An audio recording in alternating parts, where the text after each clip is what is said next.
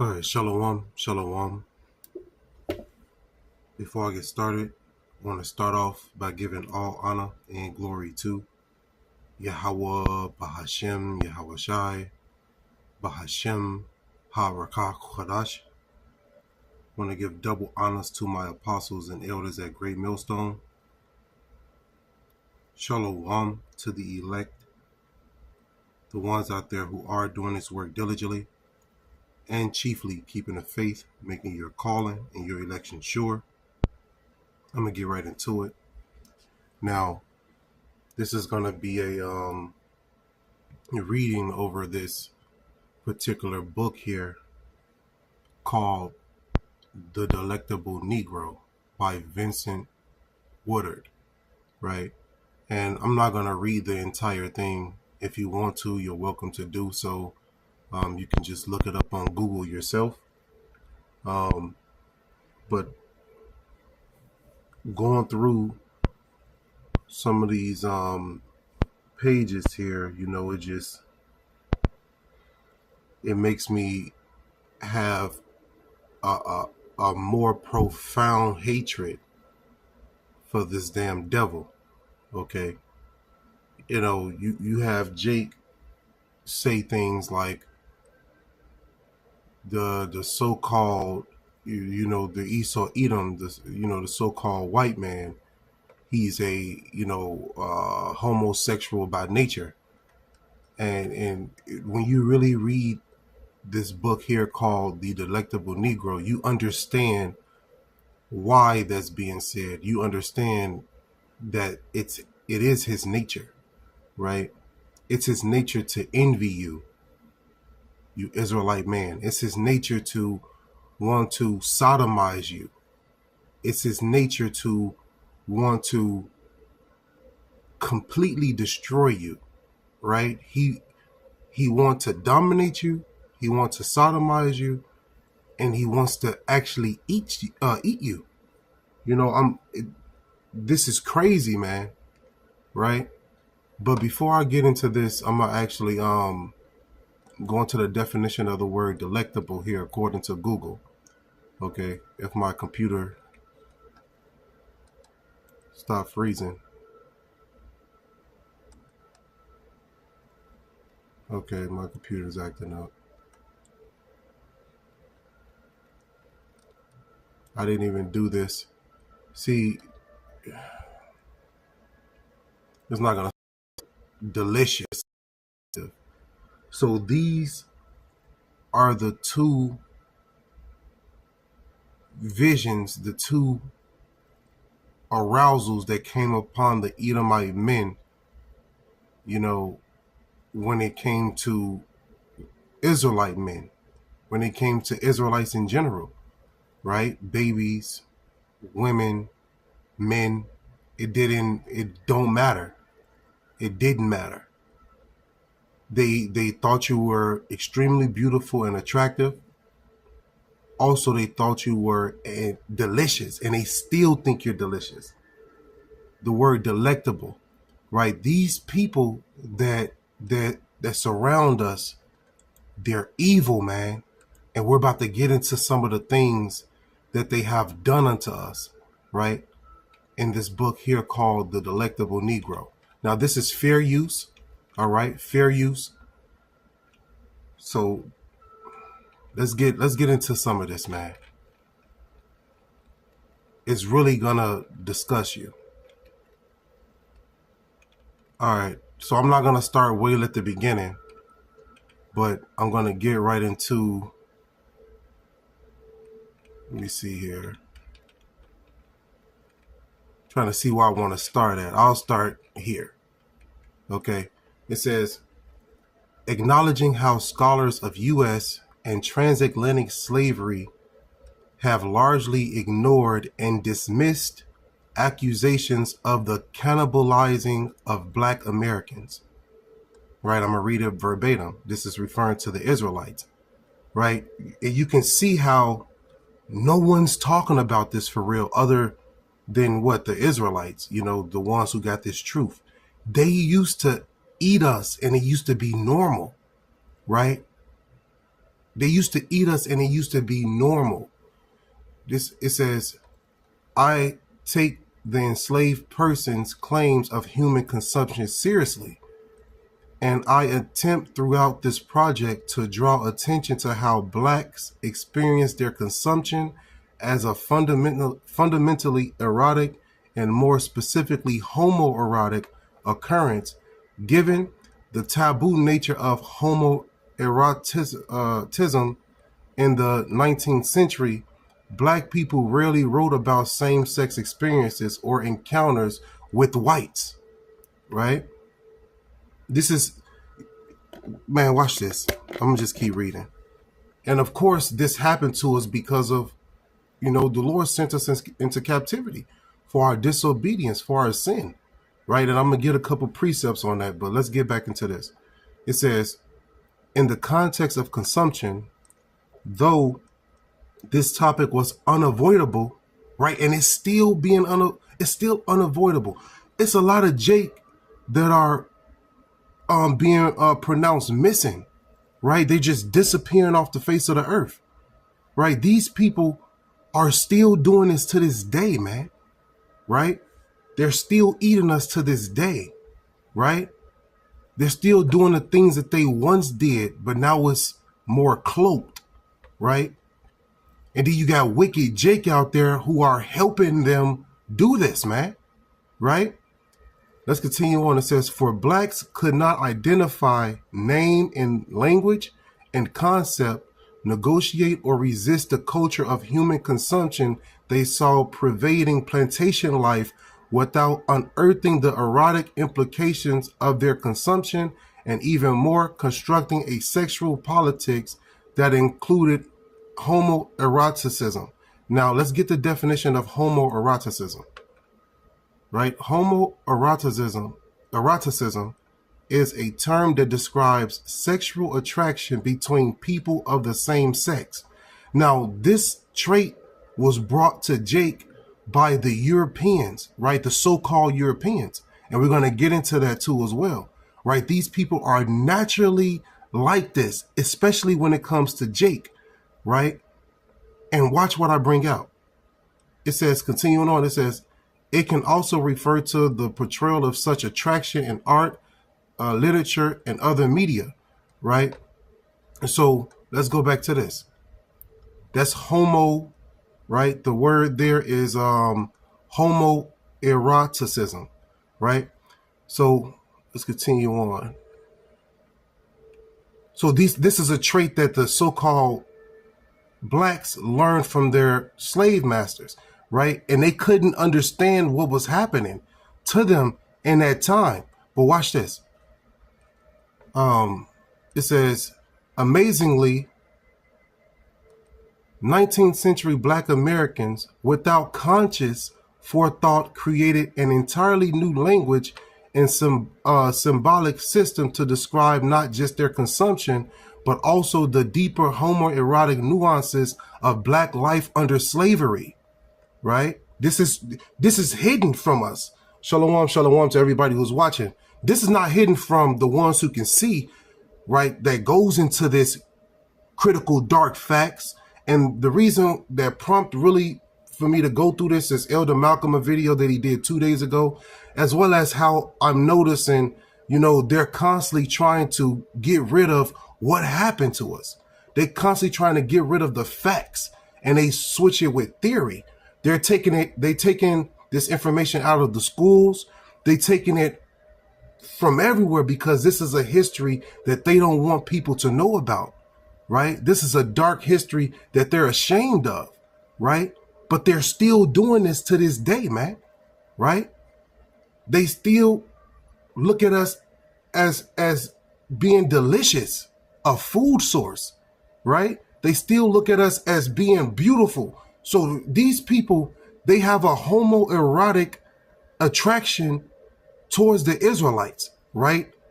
It's the men, right? They have a homoerotic attraction towards the Israelite men, all right? Also the women too as well, and the children, but it's just something about the so-called white man. He has an attraction to you, Jake, right? And it's a weird attraction. All right, watch this. It says linking this personal reality to the larger national political terrain, they developed strategies of resistance, right? A political moral accountability and a social vision of human consumption that implicated the most cherished values and tenets of the republic. So in order for Jake to combat the wickedness of their slave masters, they had to subconsciously create, these laws in place to not consume human flesh, to not act in those homoerotic behaviors, right? It says, when Black Americans described instances of the eating, cooking, and consumption of flesh in slave narratives, newspaper articles, speeches, testimonials, sermons, and autobiographies, they not only questioned the national body politic, but also tried to understand why and how they had become so delectable. You see? They're trying to figure out how, Jake, man, these people have destroyed us, man. Right? They made us into cattle. They ate us. Right? Called us delectable, which is delicious. It says, so erotically appetizing, erotically. So they get it's not only like they want to eat us, but they also sexually aroused too as well when they kill and when they murder Jake, they do things to Jake before they kill him. This is why back in the past and shit, you was told to stay away. If you was raised up by an older Jake granddad or something, they tell you to stay away from these damn, crackers. Stay away from them, because not only do they want to harm you and kill you, they want to dominate you and do wicked homoerotic acts to you before they eat you, right? These people are mad, man. These European cannibals, right? You got to really understand the nature of your enemy and who the Lord, put you in captivity under. These people, man, are wicked. All right. They say so erotically appetizing, right? Erotically appetizing. That's those two together. Pay attention to those two words being together. It says, to a nation and white populace that at least rhetorically denied and despised their humanity. So on a grand scheme of things, they'll say they despise you. They'll say they hate you. But innately, they want to do crazy things to you and eat you, right? They get so erotically aroused. These people, man, they take Jake into these basements and into these hidden spots, and they release their nature on Jake, right? They release their natural nature on Jake, which is to become homoerotically aroused and eat you, man. And I'm not making this up. This is in the book of Delectable Negro. The Delectable Negro. It says, a New Orleans physician, Samuel A. Cartwright, perfectly captured this denial of and despising of the Negro in his medical writings, right? Cartwright's popular views depicted the Negro as childlike, lacking civilization, and therefore a completely undesirable species. Watch this though, right? They speak with a forked tongue, right? It says, on the topic of Negro infantile behavior, he writes, Negroes, moreover, resemble children in the activity of the liver and in their strong assimilating powers, and in the predominance of the other systems over the sanguineous, going into like the blood. It says, comparing the Negro's skin to that of an animal hide. He describes how his skin is very thick and how he has a membrane called the pilca lunaris, like that which is observed in apes, right? Now, let me see here.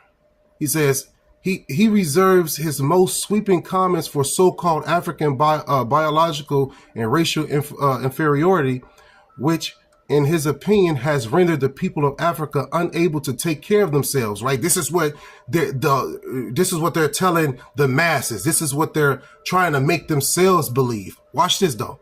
It says, in reality, of course, enslaved black persons took care of whites, who often acted as psychophatic, right? Psychophatic children. Now, when you look up this word psychophatic, let me look it up.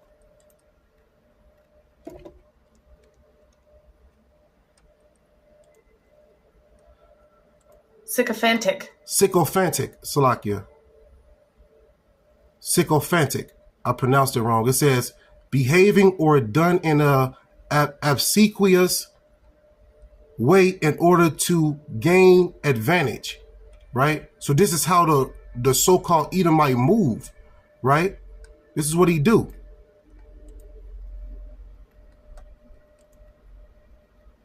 obsequious, obedient or attentive to an excessive or servile degree, right? These people are wicked, okay? And they'll do anything in their power to gain the advantage, right? But let's go back. Where was I? Right here, okay? So sycophantic, right? But sycophantic, however you want to pronounce it, right? So it says, who often acted as sycophantic children in their demands, hungers, and insatiable needs. Under this cloud of delusion, wherein whites depicted the Negroes as the helpless adult infant that they themselves embodied, white hungers for and desires for the Negro could flourish. So they put that blanket statement out like they hate you, and you know that you can't do nothing, that you can't think for yourself. But in all actuality, you are a wise people, right? You are a people of understanding, especially when you have this truth, you know, and you're not following after this damn devil. Okay. So these people, they put a blanket statement out there like you're nobody, like you're the worst, like you're the scum on the earth. But really, they embody that. Really, they're the ones who are without order. They're the ones who desire wicked things, right? You know, they desire to eat you, man. Let's continue on. It says, on the level of acquired taste for the Negro, acquired taste, right? It says Cartwright's pseudo-medical science portrays how myths of the Negro child, of the exoticized,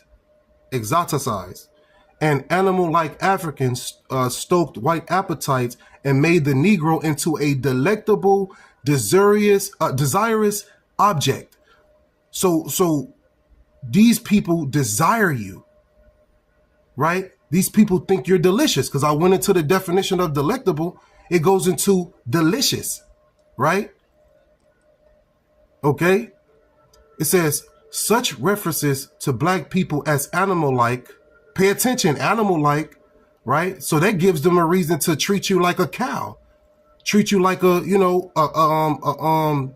deer or whatever, you know. And believe it or not, in America, they are always trying to correlate so-called blacks with deer found on the road, or deer. Like, you got to pay attention to the conversations that these Edomites be having, because you'll think they're talking about a deer or some type of buck, right? And they're referring to you. You can look at it in the Willie Lynch letters too as well, right? They refer you to a horse, right? Or a buck, right? That need to be broken. All right. So that's the correlation of the words. It shows you the paradigm that these people think in. It shows you the eyes that they see out of, how they look at you. You know, this is why you got to stay away from these people, man. And when they smile at you, that's when you got to get far away from that motherfucker as possible. Excuse my Swahili, man.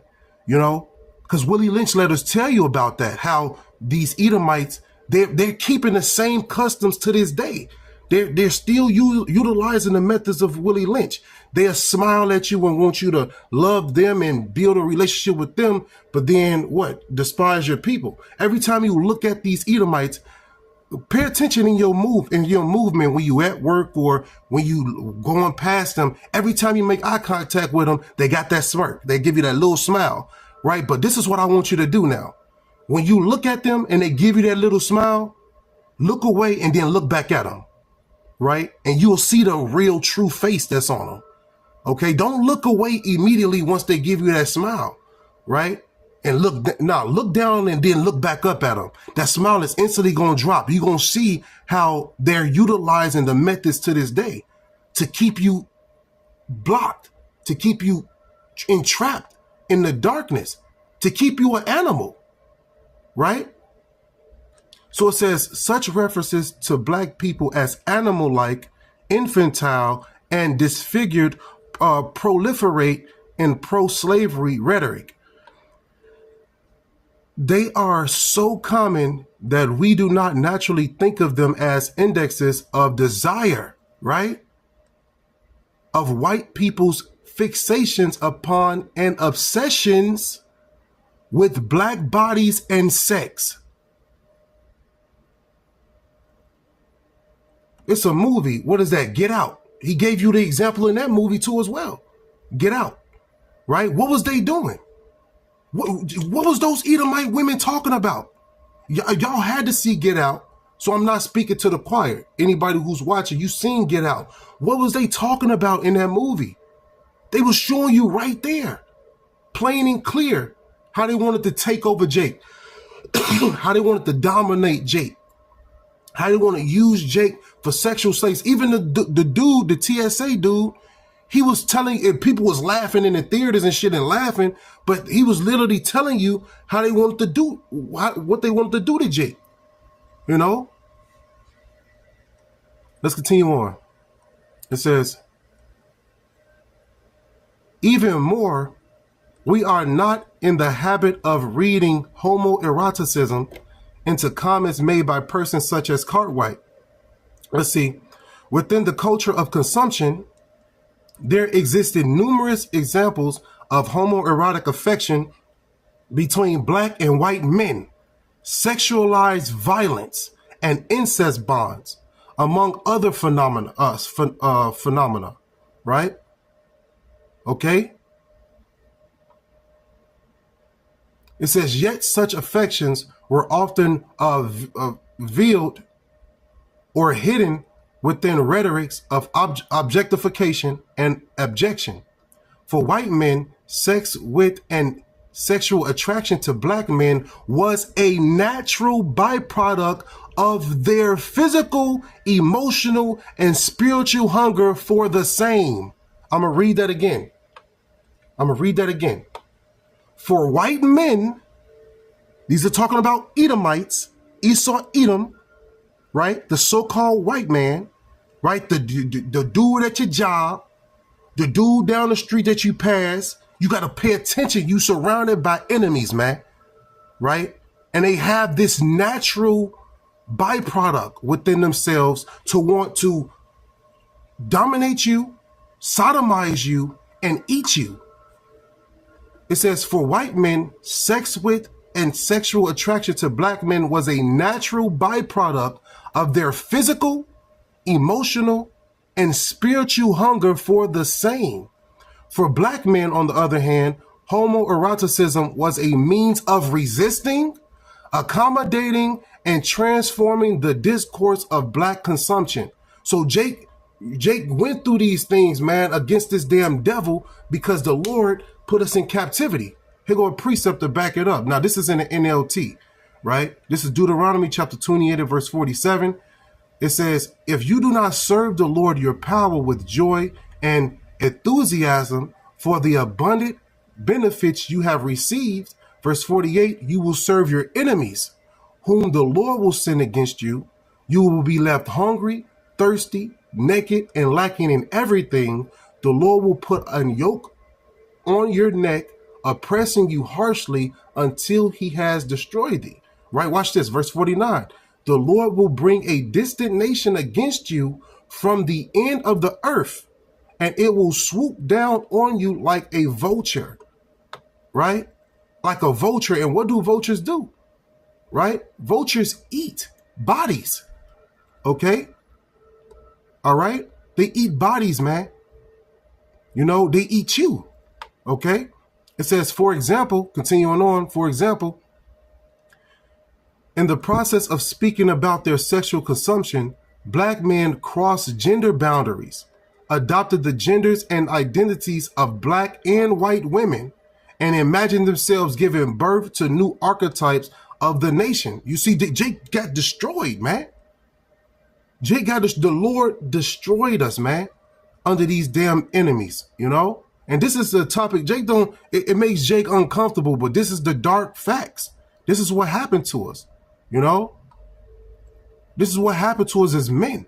This is why your woman thinks she can disrespect you, you know?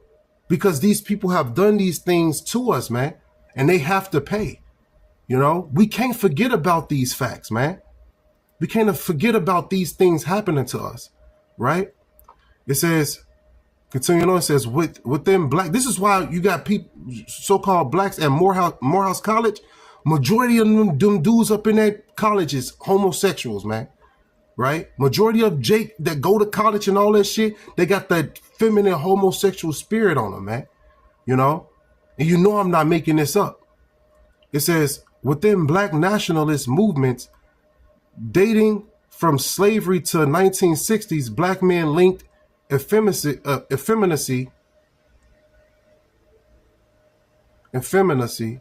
and homosexuality with white desire to culturally and spiritually consume black men. You see that? Right? So you got Jake fighting against this, right? It says, even black women in the late 20th century linked their discussions of mother hunger and self-consumption during slavery with violent acts of homoeroticism, references to male rape and oral violation. While the culture of U.S. consumption frames my narrative, this is a book as much about homoeroticism as it is about flesh consumption. So it's both hand in hand, right?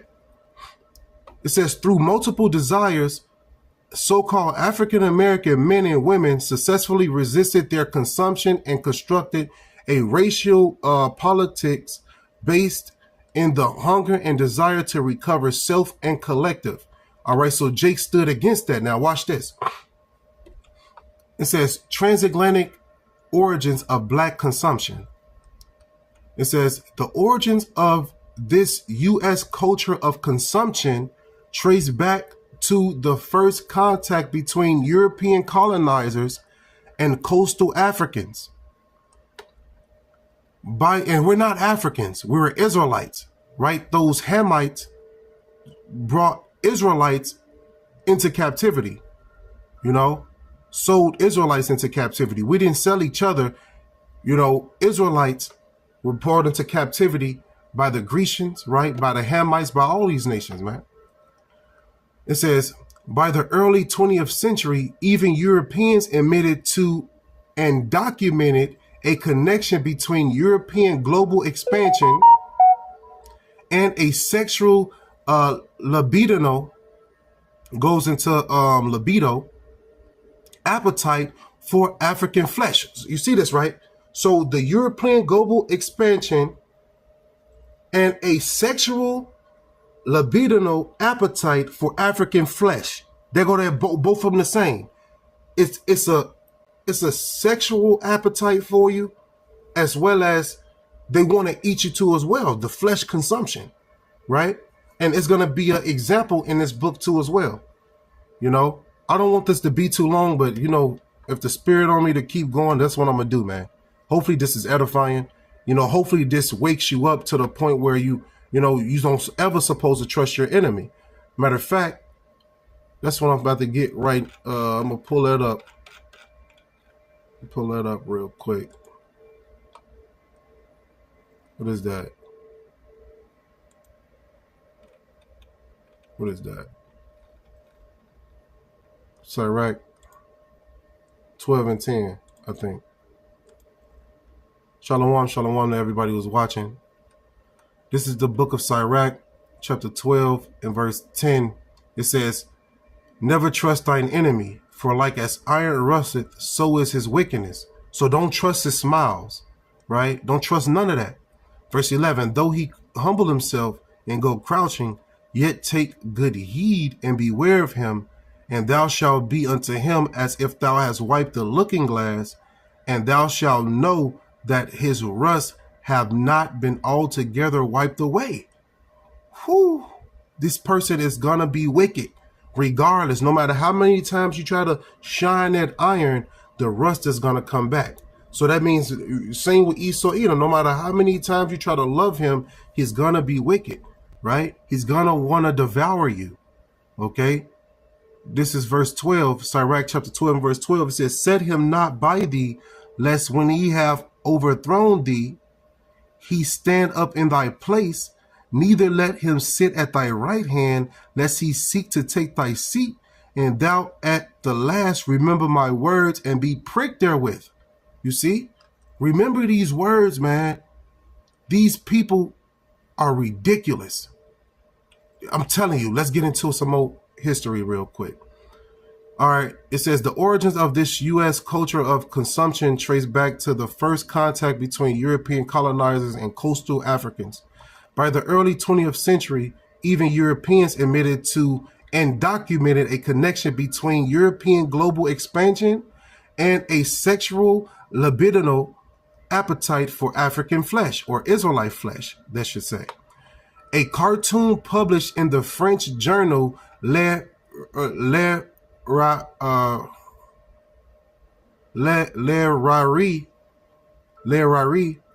in 1911 demonstrates how European hungers for conquest sometimes coincided with a homosexual hunger for African flesh, right? This is a cartoon that came out in 1911, which showed what? It demonstrated how European hungers for conquest sometimes, not just sometimes, all the time, coincided with a homosexual hunger for African flesh. Continuing on, in the foreground of the cartoon, a porter, soldier, and general gather around a Bakongo man stabbed into a skewer. The Bakongo man spins around and awaits the slice of the butcher knife resting at his knees. A 1937 cartoon published in the Belgium magazine Hoger Leven, or Leven, however you pronounce that, that also depicted Europeans' cannibalism. Europeans' cannibalism. That's another title for this lesson. Europeans' cannibalism, right? Or Europeans' homoerotic cannibalism. That's another title for this, right? Let's continue on. It says a 1937 cartoon published in the Belgium magazine Hoger Leven that also depicted Europeans' cannibalism had a caption that perfectly captured the irony of an African turning on a skewer. And a skewer is what you turn an animal on to cook it, right? Over a fire. Okay? So this was irony to them, right? It's so common back in the past for them to devour us. It's irony for them to find an Israelite turning on a skewer. It says right here in quotes, watch this, any takers for Negro soup? Question mark. That was in a cartoon, man. It says such cartoons depict a different species of cannibal and an altogether different master narrative of cannibalism informing European expansion into Africa, right? So This is a total different paradigm. You think it was just Israelites being sold and they would just have hard times, picking cotton and things like that? No, it got worse, right? It goes deeper than just us picking cotton. No, when they say master, where do you think the idea of vampire come from, right? These people, man, are vampires, right? And I'm not talking about they just, they do consume, I can't say it on here. They do mess with the blood, right? But I'm not saying it as in fairy tale. What I'm saying is these people eat other people, and this was natural for them to do. And the choice of meat was delectable, right? Delectable. They called us.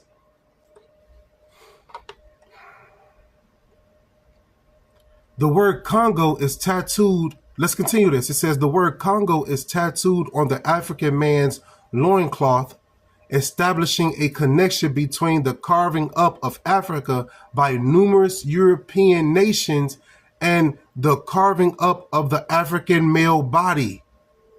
Right? This is a cartoon now. Watch this. The homoerotic bonds shared among the white men gathered around the African man highlight the promise of Negro soup, right? So this is in quotation, Negro soup. So during this dinner, if you will, of Negro soup, they're about to do certain things to this Congo man, right? So you got to pay attention when you're around these Edomites, man. All right? Don't go with no Edomites to no dinners. Don't go to no job dinners. Don't do none of that shit, man. Because you might end up on a plate after being sodomized or something like that. It says the homoerotic bonds shared among the white men gathered around the so-called African man highlight the promise of Negro soup, with the Bakongo or Congo man serving as a symbol of their common purpose and desire, right? Their common purpose and desire. All right, this is what it is. The so-called Edomites, this is their common purpose and desire, which is to sodomize the Jake man, which is to cut him up and to eat him. I can't stress this enough. This is not no fairy tale, man. This has actually happened to us. It says that the African body or the Israelite body is spread eagled, right? Meaning spread it out before this tableau of male bonding. So they will bond over you being spread it out. They will bond these. They do this several times. You will find Israelite men still in this time in 2025 being hung. What do you think happened to them before they were hung? It was a group of people bonding around the destruction, around his downfall, around his life being taken, man. The police come up after the fact. That's why you don't supposed to be traveling, going through all these sundown towns and shit, because you might end up in one of their bonding sessions, right? This is how they bond. This is a tableau of male bonding for them, right? It says the African body is spread eagled before this tableau of male bonding. Forgive me if I'm pronouncing that wrong. It says the general and his captain of arms, who turns the skewer, look across the black man's body into one another's eyes. This is what they're doing. It says the other men, bent over the half-naked body, appear to be captivated by their vulnerable prey, turning delectably on a skewer. Pay attention, watch this. One soldier has his hand on his hips. The other has his palms pressed toward the tuck tightly, pressed toward Slakia. It says, one soldier has his hand on his hips, the other has his palms pressed together and tucked tightly into his groin. The knife in the general's hand resembles a phallus thick on the bottom and a narrower at the tip. With this phallus in one hand, the general squats between the African male's legs, holding his calves apart. The Bakongo man is positioned in a manner that provides for easy anal access. The missionary position. You see, so this is what they doing. This dude, Jake, is cooking, right? He's on a skewer. They turning him, and the general, right? Didn't it say the general is doing this, right? The Edomite general got aroused by Jake being turned on a skewer. He proceeded to sodomize him. You know, the Bakongo man is positioned in a manner that provides for easy anal access. The missionary position, in the missionary position.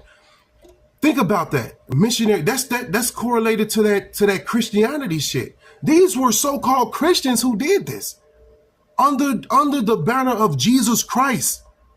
As a matter of fact, you know, Jesus Christ, you know, under that banner, these people did this to us, man. You know? Now watch this. It says, in the Belgian cartoon, sexual erotic tastes are indistinguishable from the palate. You see? When they're in their true nature, when they got you alone, they want to cook you and sodomize you, man. That's the sexual erotic taste that's indistinguishable to them, right? It's like oxygen to the lungs to them. That's their natural desire of what they want to do to you, Jake. You know? It says the knife and the phallus are interchangeable signifiers. This cartoon depicts a widespread belief in Western and Central Africa. This is their widespread belief. Watch this. It says that Europeans were cannibals, right? They were cannibals. This was the widespread belief over on that land of Ham, the land of Canaan. Okay? Widespread belief that they were cannibals, and they still are. They're cannibals, man. You know, Jake just don't disappear for no reason, man. You know?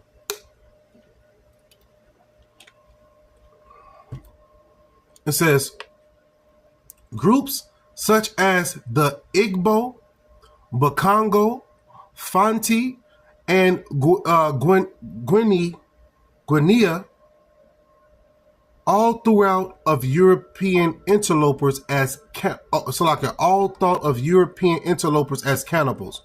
So I'm gonna read that again. Groups such as the Igbo, Bakongo, Fanti, and Guinea, all thought of European interlopers as cannibals. So this was widespread belief. They all thought this, right? And this is the history that these people want hidden, right? They don't want this known. All right. This is why this is a critical dark fact, right? And I'm going to start doing more of these videos going into the critical dark facts, right? Of our history, of American history, right? Of world history. Okay. Because this just not happened to us over here. We were sold to all these nations, man. You know, it says a century earlier, for example, Ali Isami of the Bornu people in Nigeria described his encounter with an European cannibal. Now we're gonna hear this guy's testimony, right?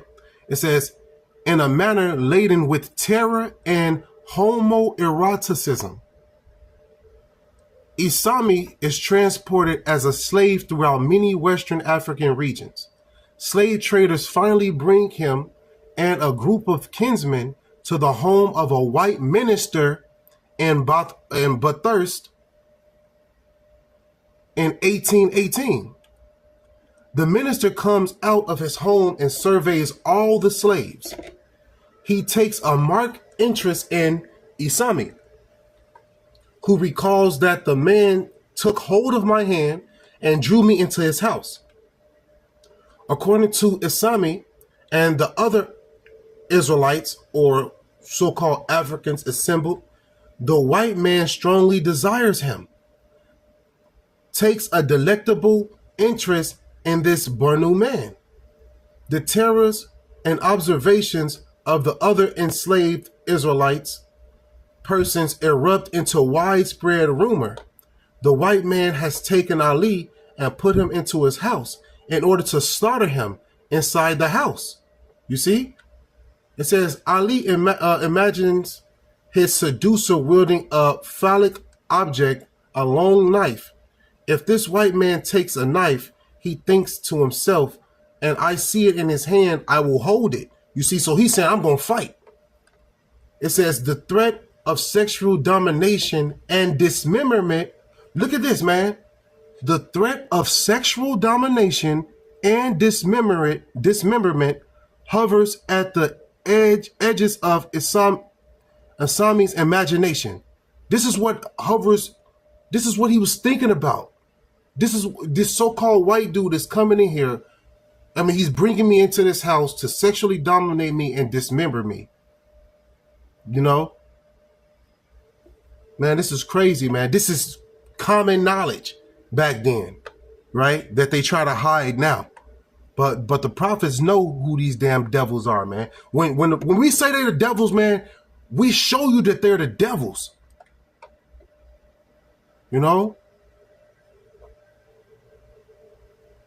It says, these Africans translate white male phallic power over the effeminized African subject into an erotics of appetite and eating. That's crazy, man. That's crazy. Erotics of appetite and eating. These people will sodomize you and then eat you, all in the same setting, and call it Negro soup, man.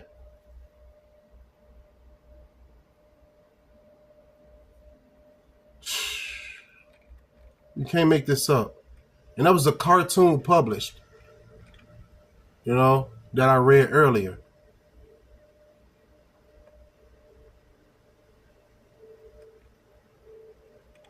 It says, the slave trade ferried this culture of homoeroticism and consumption aboard slave ships across the Atlantic, where it took root and assumed a number of new forms in the context of chattel slavery. For example, within plantation culture, this culture of consumption took the form of whites literally flaying and smoking African American flesh, and overt references in slave narratives to masters literally and metaphorically consuming their slaves. This is the dark history that your mother or your father didn't tell you, that your teachers didn't tell you. Yeah, they'll tell you, yeah, you came on slave ships, right? I remember in school, they told me that, right? Yeah, you in Virginia, you landed in 1619 or whatever, right? But they didn't tell us about this history, right? They didn't tell us how common it was for your so-called slave master to flay you, to consume you, to smoke you and eat you. You know? It says, for the slaves, this culture of consumption was a fact of daily life. I'm going to read that again. For the slave, this culture of consumption was a fact of daily life. So these Edomites, they will daily come in and get a desire, a homoerotic desire for one of the Jake, pull him into the house, do the manner of wickedness to him, flay his body up and eat him. And you got Israelite women wanting to lay with these monsters. It shows you where their mind at, you know. It says, as was amply documented in slave narratives. So it was documented in narratives. It says works, progress, administration, interviews of ex-slaves, right? Letters, political treaties. You don't really see all of these relics because they hide them, right? It says in autobiographies from the antebellum period, right? And that's a lesson right there, the antebellum period. I'm going to write that down, matter of fact, and I'm going to do something on that, go into that. But, you know, this showing you, man, these people are wicked, okay? These people are wicked and stay the fuck away from them. Or you might end up a meal because they don't just do this alone. They try to overpower you with a group of them, okay? You know? A group of them will try to overpower you to do this to you, to take turns doing this to you, because that's their way of bonding, right? That's their natural way of bonding. It says the Belgian cartoon Ali Isami, and the literal and metaphorical consumption documented in slave narrative, letters, WPA interviews, and autobiographies are each examples of a horrific dimension of African American experience that is difficult, if not almost impossible, to put into language. You see? They don't even want to talk about it, man. You know? Our people don't even want to talk about this. It makes Jake uncomfortable to talk about this type of wickedness that comes from Esau Edom.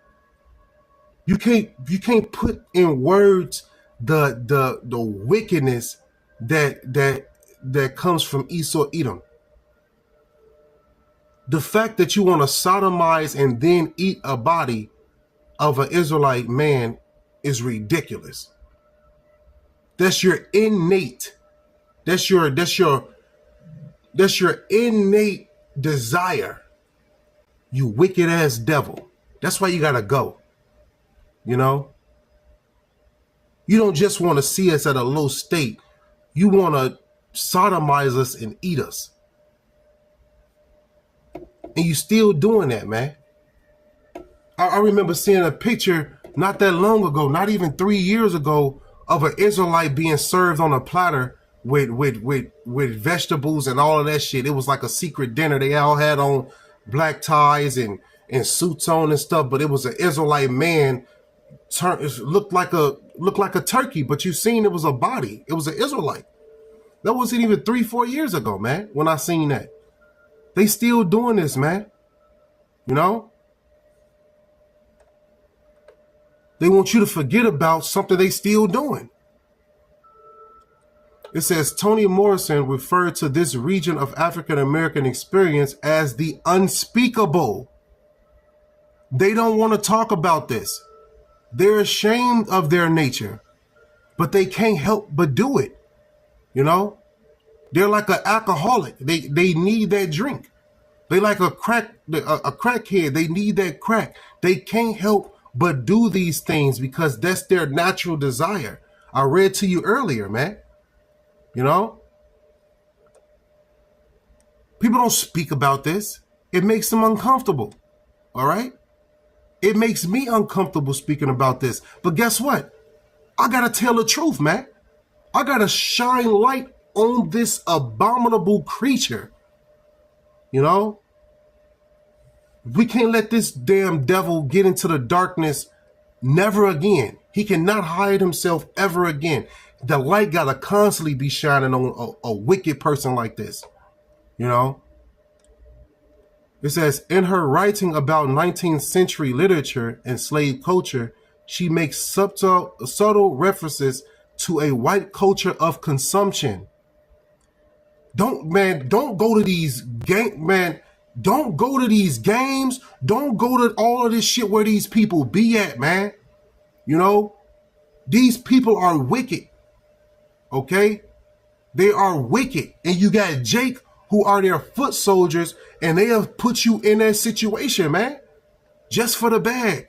You know, they will put you in a situation to help appease the white culture of consumption, right? They will help them eat you.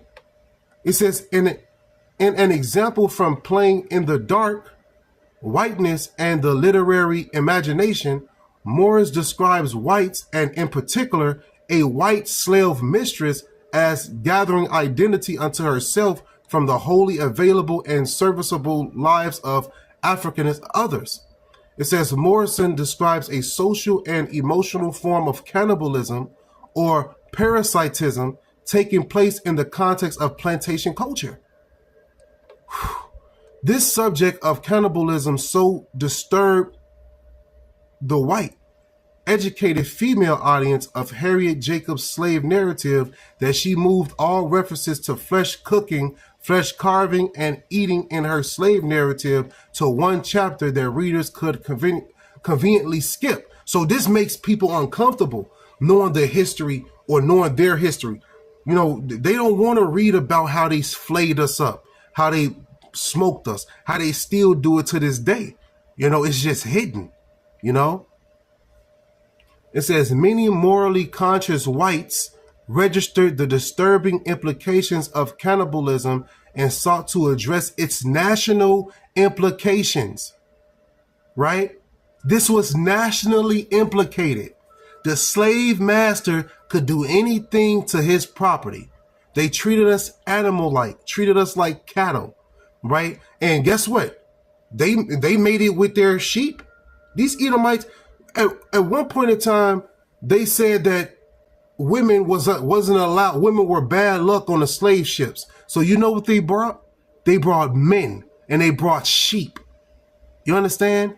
Those European men, they smashed sheep, man. You know?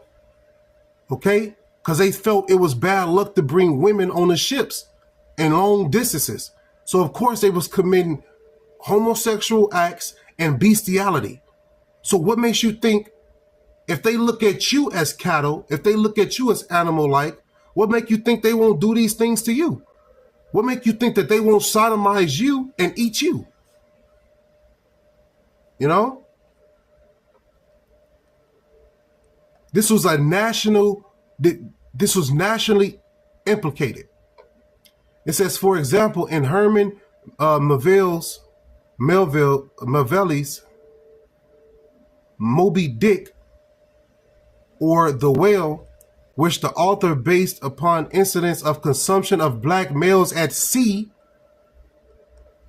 Ishmael draws a parallel between his cannibal shipmate and George Washington, the first president of the United States. You know, I don't know how to Queequeg says Ishmael about his companions. So that book goes into how they consumed us at sea. It says, was George Washington cannibalistically developed? Yeah, George Washington was a cannibal. It says, is it possible that our beloved slave-owning first president and founding father, George Washington, embodied cannibalistic hungers? This question, posed through a fictional character, struck at the heart of American founding mythologies, national issues of hunger and taste. I don't know how to pronounce that right there. Gentile, I think that's it, gentile. Posturing and ideas of a pure white paternity. Okay? So this is their mindset. Okay? This is what they do. You know, and you cannot forget the fact that you're dealing with someone like this. Okay? It says, for African Americans, this question was much more personal and let me see that. Let me see. Some of these words I have problems with pronouncing.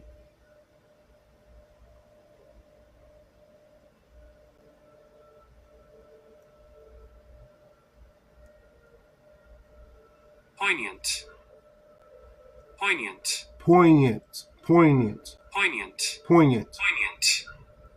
It says, Poignant. invoking a keen sense of sadness or regret. Okay. All right. That says most slave narratives contain overt or covert references to flesh eating.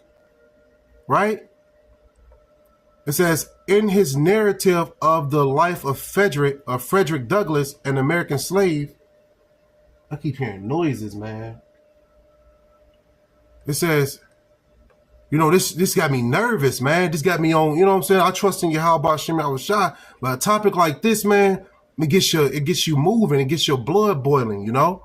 I'm on watch. I'm on guard because I don't trust these, man. These people are wicked. And we're in the midst of them. Okay? But I digress. It says, in his narrative of the life of Frederick Douglass, an American slave, 1845, Frederick Douglass described the entire institution of slavery as a towering cannibal being. You know? It says, there stood slavery, glaring frightfully upon us, its robes already crimson with the blood of millions, and even now feasting itself greedily upon our own flesh. Man, this is the dark history that they do not want you to know about.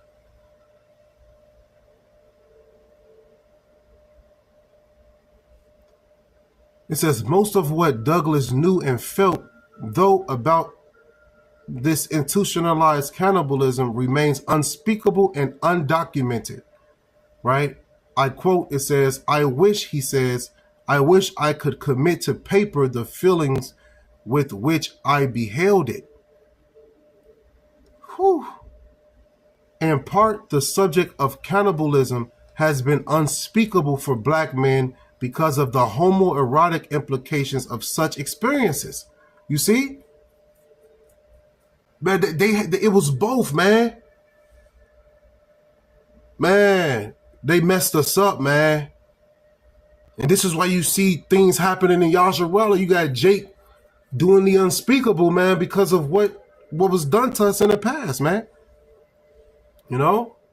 It says, in part, the subject of cannibalism has been unspeakable for Black men because of the homoerotic implications of such experiences. So it went hand in hand.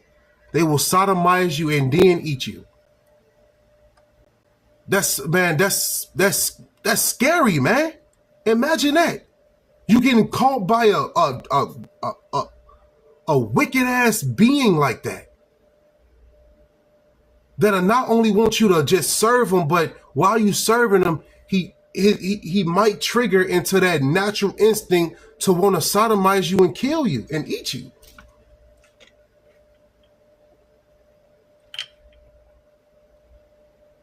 And like I brought out earlier, it said what?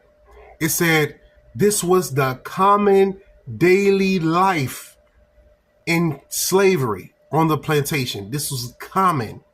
This was in day-to-day life. It says Kara Walker, commenting upon European and white cannibalism, has observed that there is a little bit of masochism, so much love and hate involved in eating something. To kill something and eat it. It's very sexual, very sensual. You see this shit, man? It says there is, what? It says so much love and hate involved in eating something. To kill something and eat it is very sexual, very sensual. What? The consumption of Black flesh often took place in the context of incestuous plantation dynamics. A master would often choose a favorite male. Let me read that again. A master would often choose a favorite male slave as the object of his cultivated delight. Black men in such contexts had to negotiate feelings of affection, hatred, shame, sexual degradation, and arousal toward white men. Cannibalism was unspeakable, but cannibalism coupled with the subject of homoeroticism went against conventional ideas of black men as stoic, as embodiments of the valiant struggle of will and mind over body, as agents of reason and political strategy. You see? These man, it says to speak about the feelings associated with his own flesh consumption will have aligned Douglas too deeply with the unspeakable knowledge of the body as sexual and sensual object, potentially undermining the literary and literate authority we have come to associate with his masculinity. Okay? So he didn't even want to talk about that. He didn't want to go down to that level. You know? This is a history that so-called black men don't want to talk about. You know? The so-called white men don't want to talk about it because they in shame. You know? But guess what? We got to talk about these things, man. We got to keep this at the forefront of our minds so that way we can, you know, keep our hatred for this damn devil, man. You know?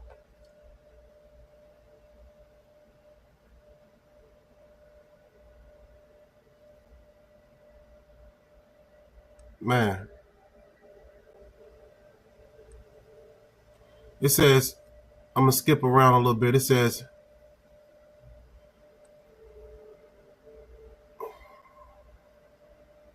in the form of a question, it might have registered as, how does it feel to be an edible, consumed object?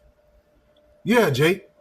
You know, ask yourself that question, because we was once an edible, consumed object. We are still an edible, consumed object in the eyes of these so-called Europeans. Okay? You know, this is a question being asked. How does it feel to be an edible, consumed object? It doesn't feel good, you know? All right? It doesn't feel good at all, man. How these people ate us and how they sodomized us before they ate us. In other words, how does it feel to be an energy source and food stuff, to be consumed on the levels of body, sex, physique, and soul? Answers to such questions had personal and national implications, as the personal plight of the Negro formed part of a larger homoerotic master narrative of colonial conquest and male desire, right? Okay, this was the relationship between the master and the slave. Okay, it was a homoerotic relationship, right? It says, for the Negro as well as the white person, such questions necessitated a reconsideration of basic American values such as gentility and social etiquette, colonial drive and hunger, and cherished racial categories. So when you see Jake talking about we need to change this, like back in the past when they was talking about we need to change, they was dying for liberation. They was tired of being eaten. They was tired of being sodomized. They was tired of being forced to work their entire lives, and then once the master take a liking to your daughter or to you or to your mother or to your dad or whoever, they will commit a homoerotic act towards it. And really homo goes into the same. Okay, homo goes into the same. All right. So really, when you go into it, the homo is talking about male on male, right? This whole video is really going into what they did to the men. All right. Okay. Let's continue on. I'm gonna end up wrapping up in a minute. I know I've been going too long, you know, but I'm gonna end up wrapping it up in a minute, and I'm gonna do it like a part 2 or something. It says, linking homoeroticism to cannibalism. My study emphasized, now this is all part of the Delectable Negro book. It says, my study emphasizes homoeroticism over homosexuality. By definition, homoeroticism implies same-sex arousal and draws attention to those political, social, and libidinal forces that shape desire and ultimately the homosexual act. Okay? The homosexual components of the feasting, partaking of the boiling pot of Negro soup, are less important to me than the racial assumptions, political aspirations, gender codes, philosophical frameworks, and cosmologies.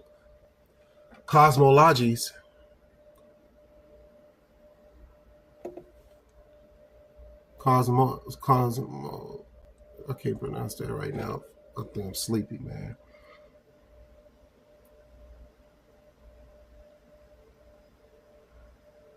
Shalom to everybody who's watching. Thanks for tuning in. It's kind of late. Let's see.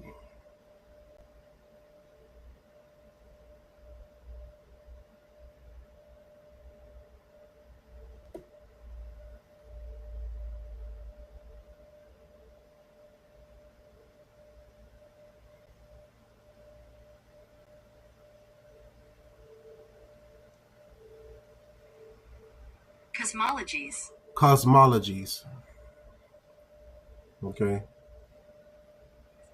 Shalom. Yeah, it's kind of late on my behalf. I'm gonna keep going, man. And cosmologies that dictated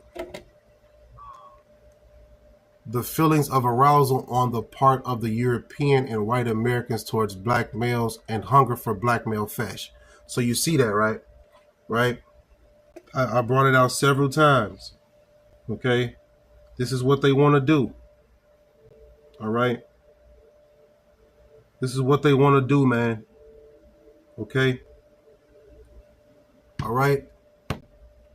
You know, and I'm going to read that again. It says,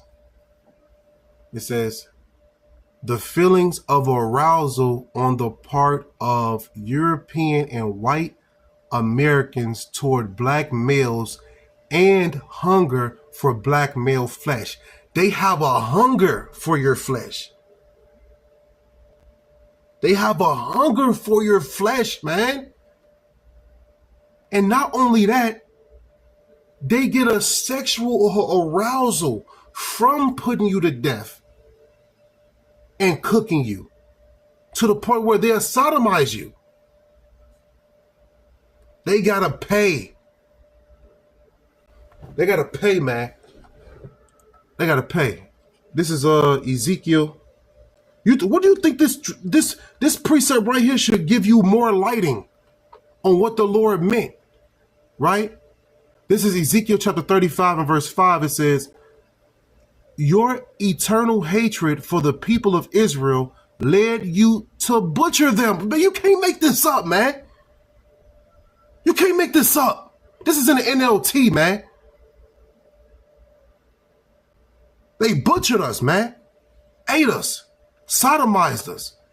Ezekiel 35 and 5. Your eternal hatred for the people of Israel led you to butcher them when they were helpless, when I had already punished them for all their sins. Verse 6, as surely as I live, says the sovereign Lord, since you show no distaste for blood, I will give you a bloodbath of your own. Your turn has come. Kohalayim Yahal Bashim Yahweh. Kohalayim Yahal Bashim Yahweh. Kohalayim Yahal Bashim Yahweh, man. All praises to Yahal Bashim Yahweh. Esau Edom, your time has come. And we're not going to be wicked like you and do all those detestable things to you. No, we're going to punish you in righteousness, man. You know? We're going to punish you righteously. You're going to suffer righteously. Your turn has come. You know? This is Ezekiel 35 and 7. I will make Mount Seir, which is another name for Esau Edom, utterly desolate, killing off all who try to escape and any who return. You know, the Lord got us, man. You want to keep doing all this nasty, freaky shit to us. You got Jake destroyed. Jake doing all manner of wickedness because of your ass, man. Because you get this is what you want to do naturally. Fucking devil, man. You know? It's a devil, man. And don't trust him, man. Let's continue on. It says, for example, the larger discussion of Negro effeminacy, or the idea of the Negro as the lady of the races, shapes European male desire in the Belgian cartoon. Man, my Wi-Fi probably messing up or something. Esau really trying, man. But I'm not going to stop, you know. Look what they just said, man. It says, for example, the larger discussion of Negro effeminacy, or the idea of the Negro as the lady of the races, shapes European male desire in the Belgian cartoon. You know, brother brought out a precept. Shalom, shalom, shalom. The channel is called Higher Thumb. Subscribe, you know, to that channel, be edified. Numbers chapter 35 and verse 33. It says, so ye shall not pollute the land wherein ye are, for blood it defileth the land, and the land cannot be cleansed of the blood that is shed therein, but by the blood of him that shed it. Right? So Esau, you got to pay. Okay? You got to pay with blood. Right? We don't want your words because we know your words, they don't mean nothing. They don't carry no weight. Right? What we want is your life. You have done these things to us. You continue to do these things to us. And now your turn has come. The Lord is coming to put your ass down. Right? And we can't wait. All right, let's continue on. It says, for example, the larger discussion of the Negro effeminacy, or the idea of the Negro as the lady of the races, shapes European male desire in the Belgian cartoon. It sets the stage for homosexual consumption and makes possible what Eve Sedgwick refers to as homosocial bonding. Homosocial bonding. That's what they call it. Homosocial bonding. What is that? Homosocial bonding is when Edomite men bond over the fact that they're killing you, they cooked you, and they sodomizing you. Right? And it can happen in either order. They can sodomize you first, then cook you. Or they can, like we read in the story, they can see you turning on the skewer and it arouses them and they penetrate you. You know? You know, these people are wicked. Okay? And I gotta be harsh like this so you can understand the severity of what you are part of. So you can understand the severity and the intentions, you know, of your enemy. He's severe. He wants to do these things. It's only because of the Lord that we're able to be here today and not have these things done to us. Right?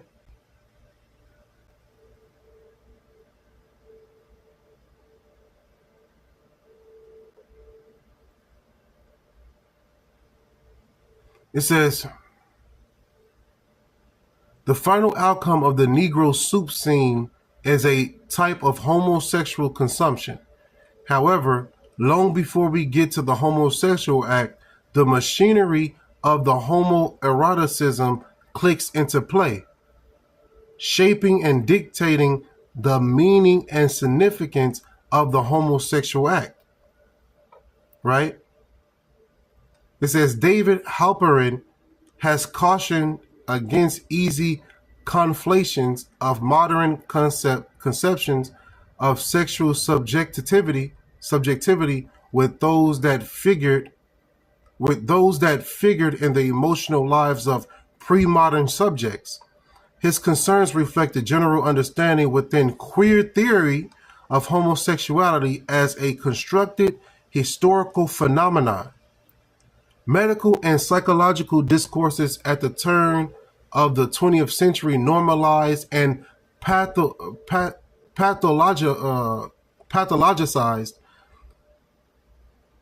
the homosexual personality type. The word homosexual was in turn reclaimed by same-sex identified activists, right? So that was reclaimed back by them, right? But really, you know, these people, the homosexual act is between, you know, man and man. They wanted something different. They wanted the homosexual act and eating you. You know, they commit homosexual acts within each other, but they don't eat each other like that. They want to eat you. You know, it's a difference. It says intellect. I'm gonna start right here. The word homosexual was in turn reclaimed by same-sex identified activists, intellectuals, and cultural workers in the 1950s and 1960s. However, the word homosexual had no currency in the 18th and 19th centuries, right? Neither, for that matter, did the word homoeroticism, taking to heart the importance and the necessity of historical specificity. I do not attempt to homoeroticize black experience in the 19th century. That is, I do not attempt to gratify an arbitrary language and sexual modality unto the time period. The word homoeroticism in my study serves as a referent for a large set of same-sex desires and intimacies that include romantic friendships between men, same-sex incest in the context of plantation patriarchy, right? Now, this is what happened, man. Okay? It says, by coupling homoeroticism with cannibalism, I have sought to ground the meaning of the word cannibalism in the African-European encounter and in the Middle Passage, right? This happened all throughout. They coupled homoeroticism with cannibalism, right? That's what they did, okay? That's what they continue to do. Homoeroticism with cannibalism. That's what they do to Jake. It gets them into their beast-like nature, right? It says, continuing on. Oh, it says the Middle Passage was the originary site of black erotic / sexual encounter with these Edomites, man. When they started locking us up, you know, and doing these, like putting us in captivity and things, that deviant sexual nature, which was always in them, came out, and it's still out to this day. Paul Gilroy's The Black Atlantic modernity.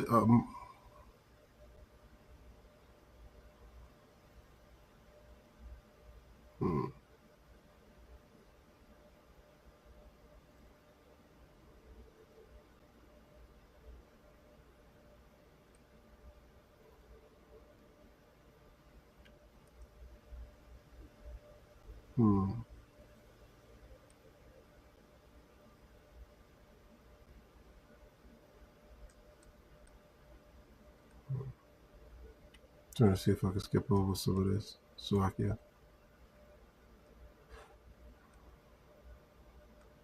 Like Gilroy, I also appeal to the African diaspora as a site of black cultural formation and transmission. However, for me, the organization metaphor is not the ship, but the captured bodies brought aboard slave ships and the ways those bodies, specifically males' bodies, underwent processes of sexual and social cannibalization. Man, specifically male bodies. Why do you think they're so infatuated when putting you to death, locking you up? They want you locked up so that way they can do what? They can appeal to their better nature to you. What you think is happening in these prisons, man? You know, majority of our nation is locked up.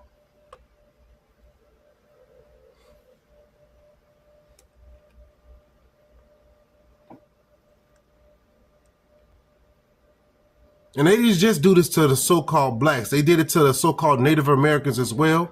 They did this to all of us, all the tribes. Okay? All the tribes went through this homoerotic cannibalism. You know? It says, take the 1503 decree of Queen Isabella of Spain that dictated that no Indians under her dominion were to be hurt or captured. However, a certain people called cannibals might be fairly fought and, if captured, enslaved as punishment for crimes committed against my subjects. So she had to put a decree in place for these cannibals to. A lot of the original Americans that came over to this place that was banished from Britain and banished from these lands that was over there, banished from Britain and all of those lands over there, England, all of that, you know what I'm saying? They was banished from over there because they were looked down upon. They was the worst of the worst, right? Their ass was exiled over here to the Americas. When you go into the history of it, it says, so the Americans are really the worst of the worst, right? The worst of the bunch, right? The grunt of the litter, if you will. It says this early distinction between Indians and cannibals would eventually give way to the thought that all Indians and Indian ways were heathen or subject to cannibalistic practices. Nah, man. Now you have some Jake, being wicked and doing that shit. You know what I'm saying? And they went into slavery, went into captivity.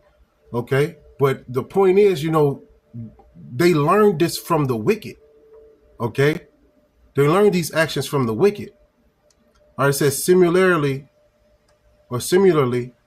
Europeans, generally speaking, believe diverse African groups from one end of the continent to the other a cannibalistic race. So you got Hamites who are cannibalistic as well. But Hamite to eat your ass. It says 19th century Europeans and Americans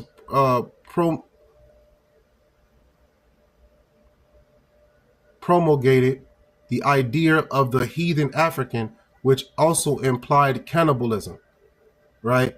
And the Israelites, we always had a custom, you know what I'm saying? We didn't do this shit, We were a royal people, right?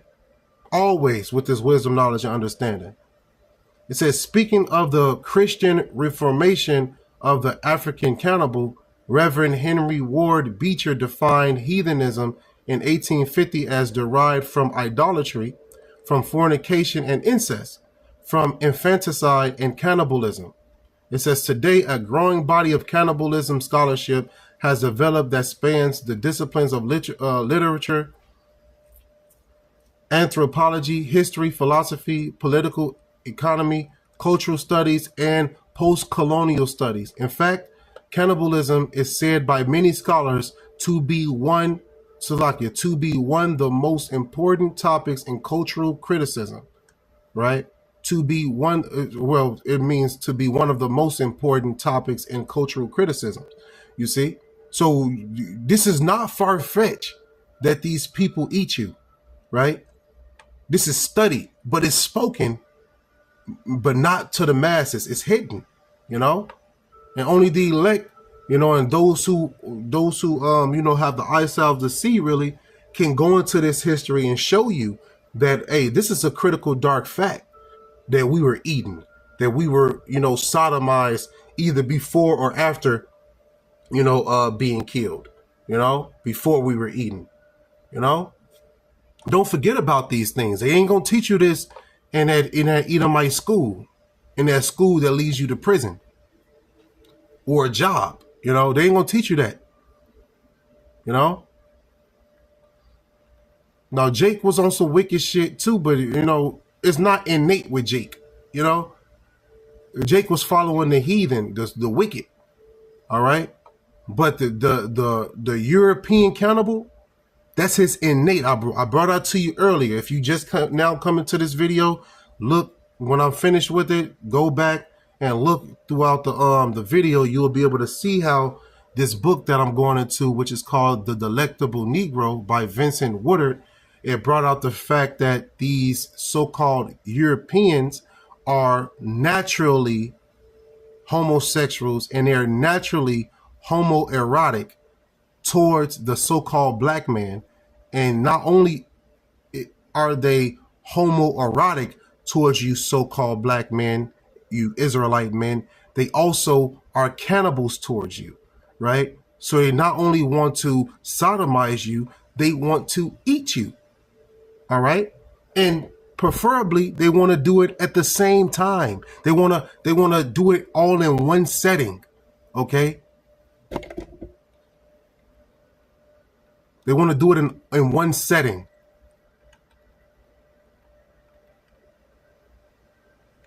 Now, let me see where am I going to go here. You can read over this for yourself. It's on Google. You can just type it in, the Delectable Negro, and you can see for yourself. Just go through it and read. Let me see here. If I want to pull something else out. All right, it says, I use the words taste, appetite, and delectable mostly to refer to how the desire for the African, no, we're not Africans, we're Israelites, right? It says to refer to how the desire for the so-called African slave or American black, right? American black, we're not American, right? This is referring to the tribe of Judah, right? I'm from the tribe of Judah, I believe, through the Spirit, okay? And right here, the American black is from the tribe of Judah, the fourth son of Jacob, okay? So we come from a lineage, a royal line, all right? But it says, I use the words taste, appetite, and delectable, right? Delectable really means delicious. It says mostly to refer to how the desire for the African slave or American black person had Epicurean implications, right? The desire was less about literal consumption and more about the cultivated taste the white person developed for the Africans. A cultivated taste. Whites often satiated this taste and appetite through acts of violence, sexual exploitation, imagined ingestion of the black, or through stage rituals designed to incrementally harvest black spirits and soul. These people are wicked. Okay? All right? And you can go on and on. And this is the history they want to take out of the school books. They're taking out of the school books. This is the history that they want you to forget. All right? But we're not going to forget. Ada, what do the scriptures tell us to do? The scripture says what? Remember the days of old. Right? Consider the years of many generations. The scriptures told us to do what? Show yourselves to be men. Okay? What's the Isaiah 46?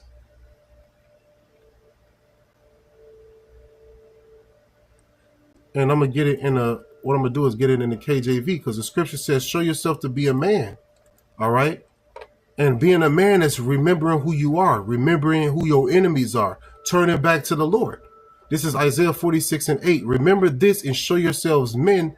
Bring it again to mind, O ye transgressors. Bring what again to mind? Your history, your truth, the Lord, what these enemies have done unto you.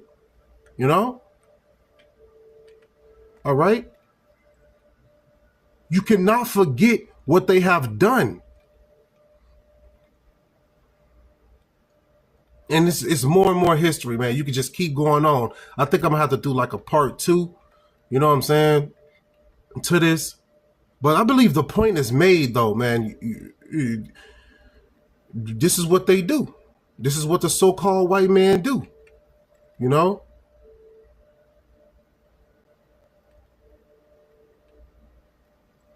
Oh, it gets crazy. Look at this. It says, in the 20th century, our most prevalent examples of same-sex contact during slavery have tended to focus on anal rape and other types of sexual abuse, a fact that underscores this issue of memory, or more specifically, the failure and inability to imagine homosexuality in complicated ways during slavery. These people done this, man, right? It says this was the problem that the Negro had with Morrison's depiction of black men preferring sex with animals and preferring forced fellatio on white prison guards and Beloved. That was I think that was a book or a movie that it's referring to, right? But this is the image that they show you. They showing you a black male being emasculated. Look at all these comedians that got to wear dresses, right? Look at all these so-called blacks who are being caught up in sexual deviant acts, you know, high level so-called blacks, right? Like Puff, and you know, on and on. You know, it's normal for Esau Edom to get caught up in this shit, you know. But now you see Jake being caught up in it too, because they ass wicked, right? You know, and you could look around in this so-called Hebrew Israelite community of ours, and you see these dudes, you know, these dudes doing the same shit because they was destroyed by their enemies, man. Right? This the wicked spirit, that wicked adulterous concupiscent spirit was great into the men. You know, bug breaking was real. You know?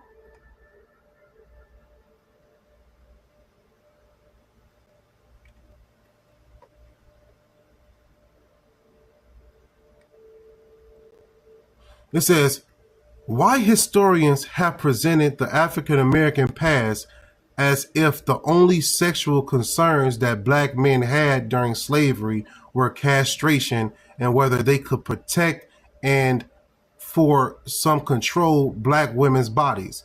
See, this is a statement that's being made. You know, they only talk about that. They only talk about, oh yeah, we was castrated. They only talk about how we wasn't able to protect our black women, or, you know, control our women. But they don't talk about how they're infatuated with us and how they prefer to lay with the men than the women, right? How they prefer to castrate, how they prefer to grape the man, to degrade him, to dominate him, and then eat him. They prefer that over everything. You know, they prefer that over everything. Their own women, right? And they call it male bonding. You know, that's what they call it amongst each other, male bonding. Don't be caught up with these people and now you're part of a male bonding ritual. You know, they invite you to go hiking with them. Hey, let's go on a company hike trip. You will be a meal, right? Don't go to no company. Hey, we got a company party. You wanna come? You know? Don't do it. Okay? Don't do it. Don't do it, man.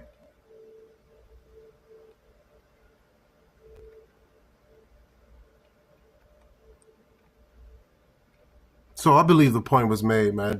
You know, this is just one of the things we had to go through. This is a critical dark fact, man. You know?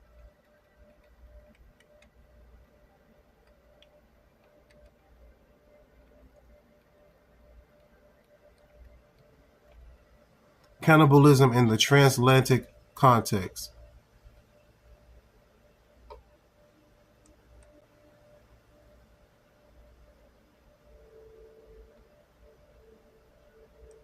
It goes on and on, man. Hey, go and I suggest you just go and read it yourself too as well. It's right on Google, right? Called The Delectable Negro. If you haven't read it, okay, read it. This is one of the books that you would want to have in your repertoire, so that way you can utilize it and point out the wickedness of this beast, right?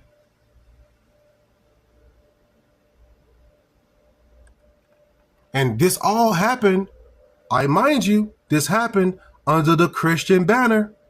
This happened under so-called Jesus Christ, right? Jesus Christ, JC. These people brought JC, and under that was homoerotic behaviors and cannibalism.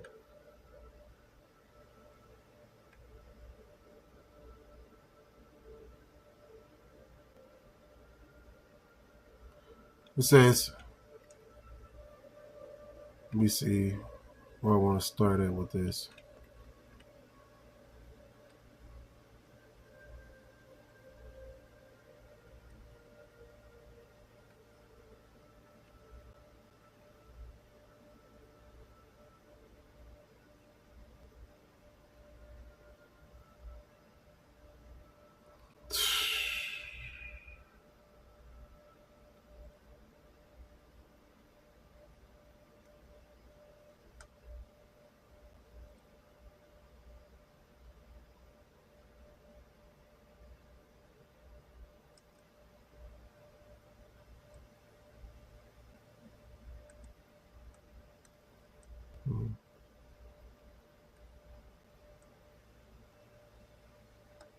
All right.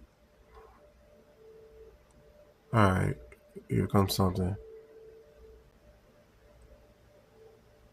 All right, this white cannibal was unique. I'm going to start up a little bit. It was my contention that somewhere between European denial and African accusation, a new species of civilized white cannibal was born.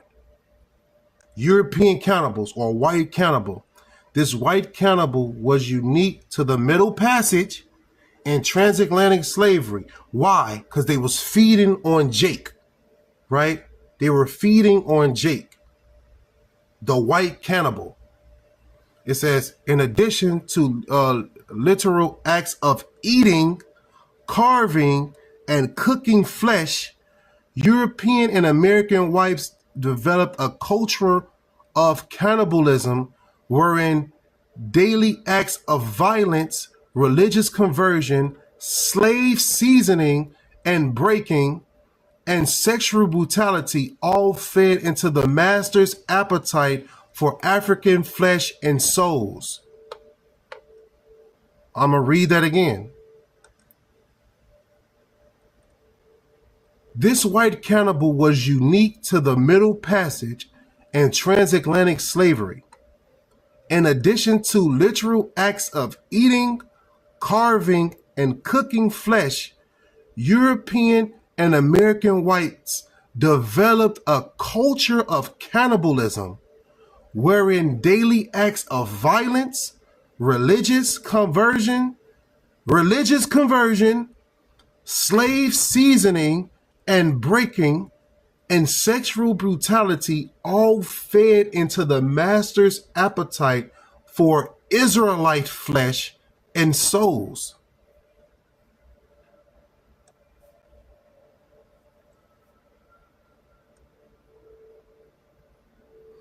Many historical texts on the subject of slavery describe the importance of the process of seasoning for breaking men and women and making them into docile slaves.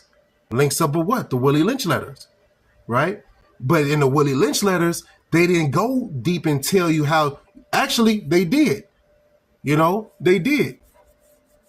It did tell you about how you go into the buck breaking process, but they didn't go real explicit, because they didn't want to reveal their nature. It's other books that reveal their true nature, like this one, okay? Let's continue on.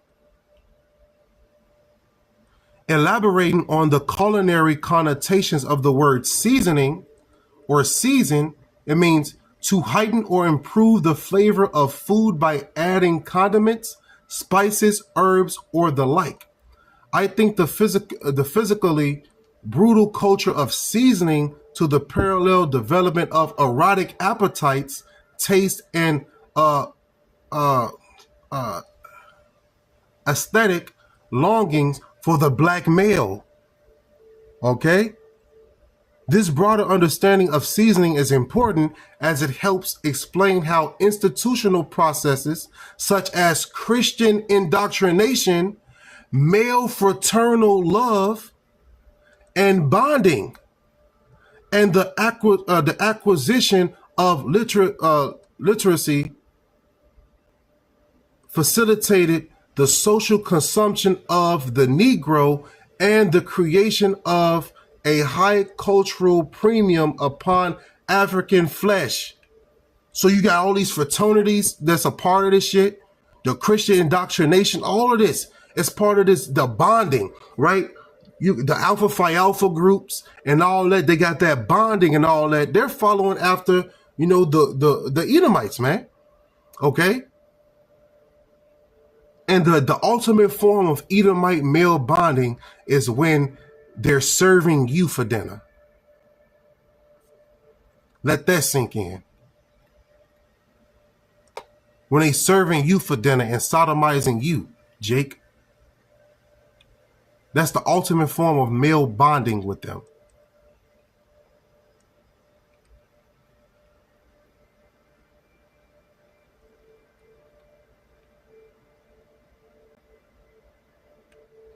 It says, for the most part, our scholarly responses to African accusations of cannibalism have failed to penetrate the surface, so it goes deep. This is the case even as the accusations against Europeans proliferate, arising from local patterns of thought and belief about cannibalism. Generally speaking, Africans or Israelites taken by force from their home communities feared Europeans, whom they frequently thought of as ministers of destruction, magicians, right? When you go into that word wicked, another word for wicked goes into Wicca, right? Which means wizard, right?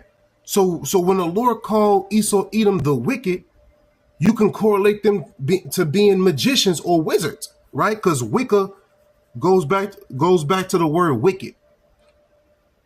It says, generally speaking, so-called Africans taken by force from their home communities feared Europeans, whom they frequently thought of as ministers of destruction, magicians, and flesh eaters.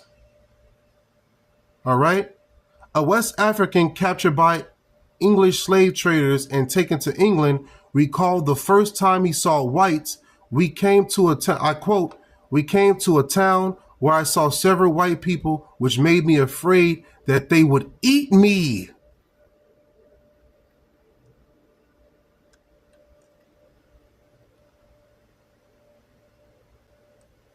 What?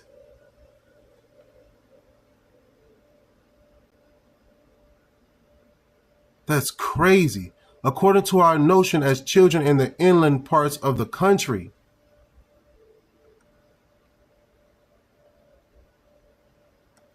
That's crazy.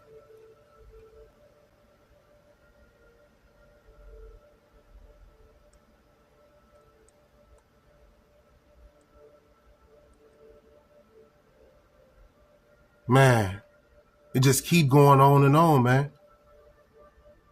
It says, African beliefs that Europeans were cannibals in a historical context that ultimately reinforces Western conceptions of reality and overlooks the social logic and human science behind African cannibal beliefs. Now, let me see here. I started kind of prematurely on that one. But hey, get into this book, man. It'll piss you off, but it's history that's needed so that way you can continue your hatred for this so-called white man. All right? You know why you hate him. It's a reason why you hate him. And the ones who don't hate him, they just fools. You know, the scripture says, surely oppression maketh the wise man mad, right? It says, according to Orlando Patterson, sexual desire and codes of masculine honor strongly informed this culture of human consumption described by Williams. What the slave mainly fed was the master's sense of honor and his sexual appetite.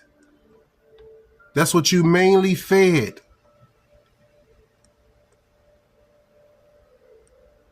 After methodically butchering and cooking a male slave over a roiling open fire, one Kentucky slave master reported to his wife that he had never enjoyed himself so well at a ball as he had enjoyed himself that evening.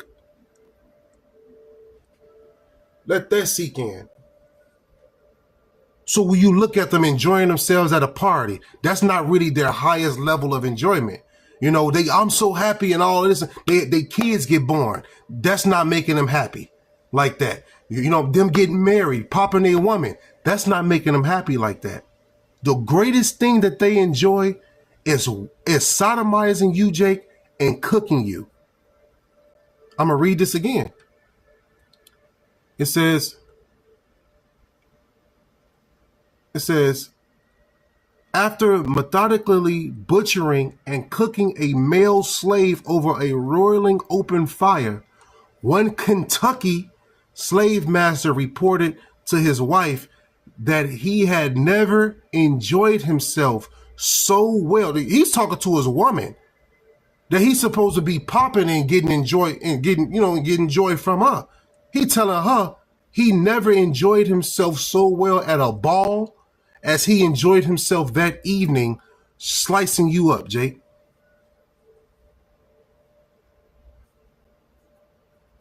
Such incidents proliferated throughout the slave trading diaspora, especially in the Caribbean and the Americas, where carving, cooking, and eating of flesh served as punishments and conditioning rituals. You get out of line, they gonna eat you, right? That's one of their condition rituals. That's one of the punishments. They ate Nat Turner. Watch this.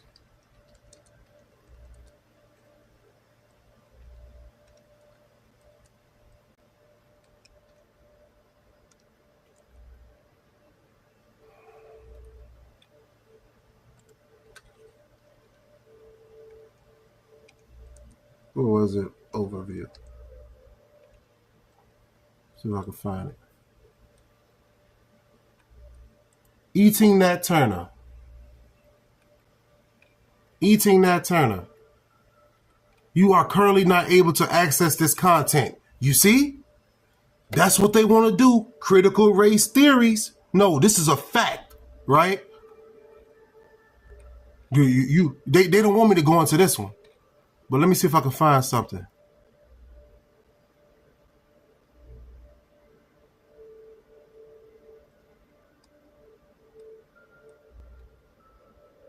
They put him in person. They made him his skin into bags.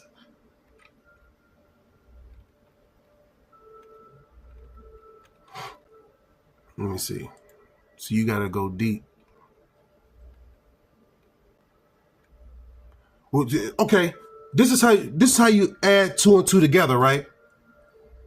Look at this. It says eating Nat Turner, the delectable Negro, right? The delectable goes into delicious, right? So they say eating Nat Turner, the delicious Negro. You know I gotta find it to go into it even more, but right here in this title, it shows you what they did, right? And they're trying to hide the information. What are the coincidences that Nat Turner and the delectable Negro is side by side like that? If I'm making this up, you know?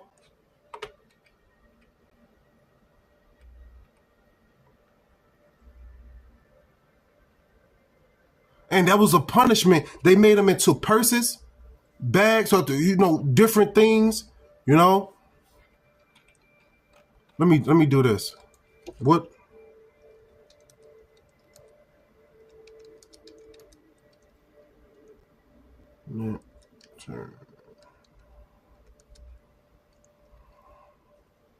Oh, Slovakia. Bobby, Slovakia. It's kind of tired.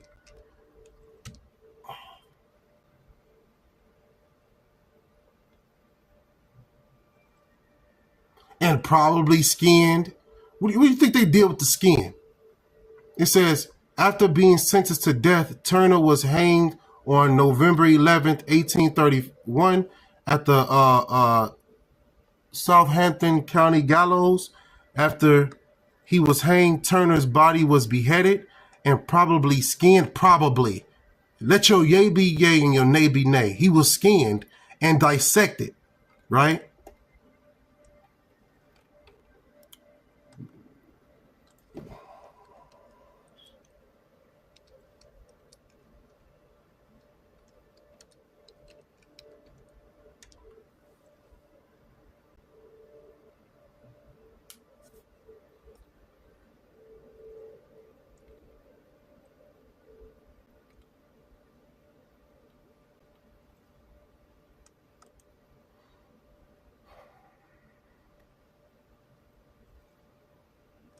Oh, it's crazy. I'm going into that book right now.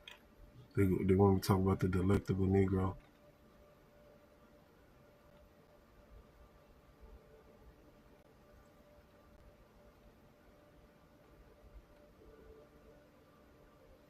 You didn't know they ate Nat Turner and gave us, like, look at this.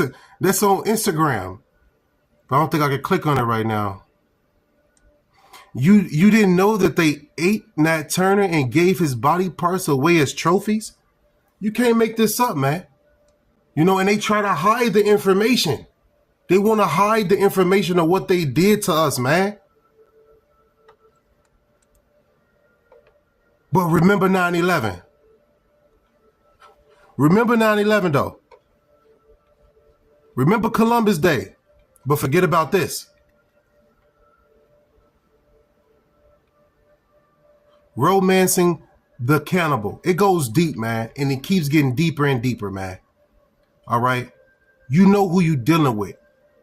So when they smile at you at the job, don't trust that smile. Right? When they try to befriend you, don't be their friend. You might end up on a plate.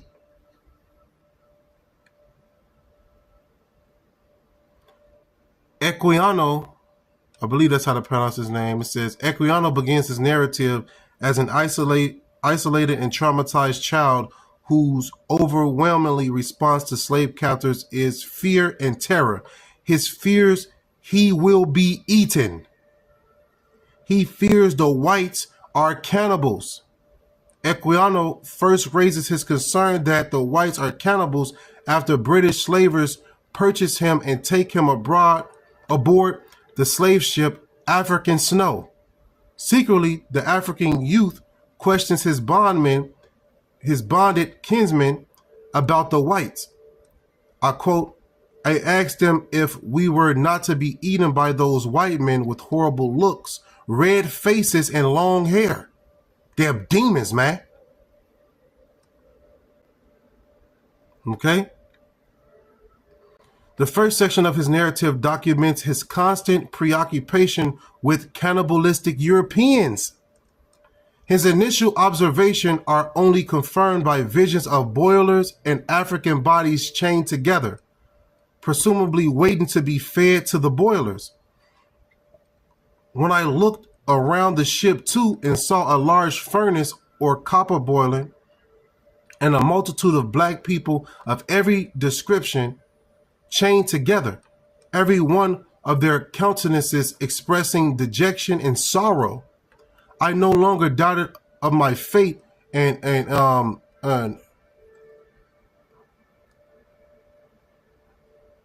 so he said, I no longer doubted of my faith and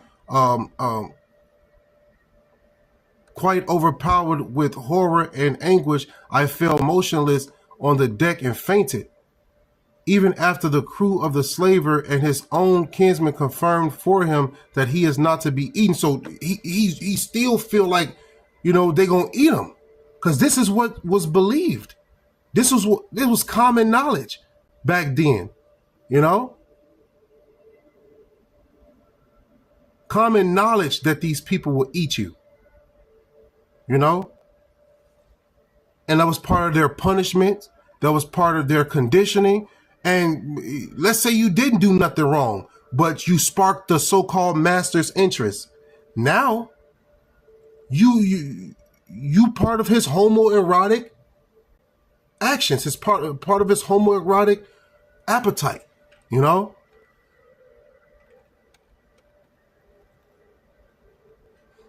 And this will happen to us because we disobeyed our power, man. But now, the Lord is coming to deliver us, the elect. The Lord wanted them a part of that number. And he's going to put to death this wicked ass devil, man.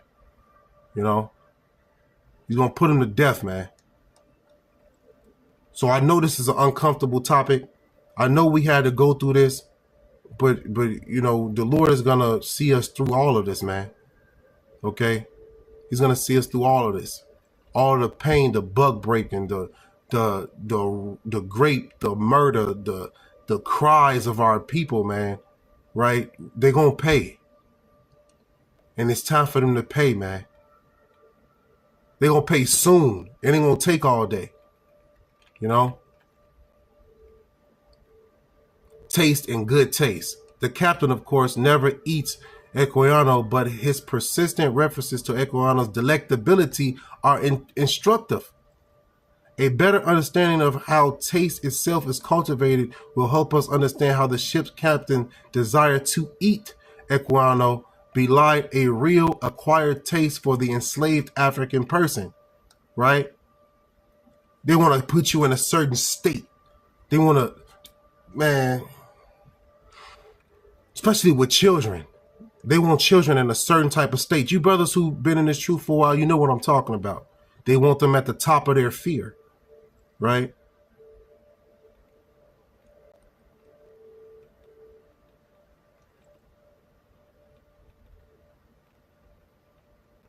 Goes on and on, man. It's only like 105 pages or something like that. So it's an easy read, But I believe the point was made, man. I don't want to sound like a broken record here. All right, but this is the word that you constantly seen throughout the text. It was homoeroticism, right? Which I brought out before. It says is a term that describes sexual attraction between people of the same sex. It can also refer to the portrayal of such attraction in art, literature, and other media. So these people have a homoeroticism, a homoerotic attraction to Jake, right? And they couple that with cannibalism. All right. They couple that with cannibalism. Let's see if they can give me something.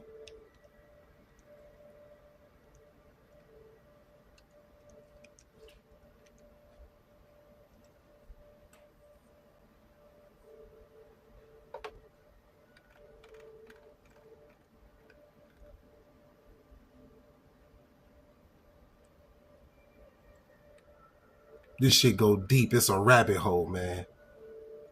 And I really don't like to get near this rabbit hole, but I seen the elder Malcolm going into it 2 days ago, goes into going to the history of these people and what they did to us. And Spirit just sparked me to do this lesson, man. Hopefully this was edifying.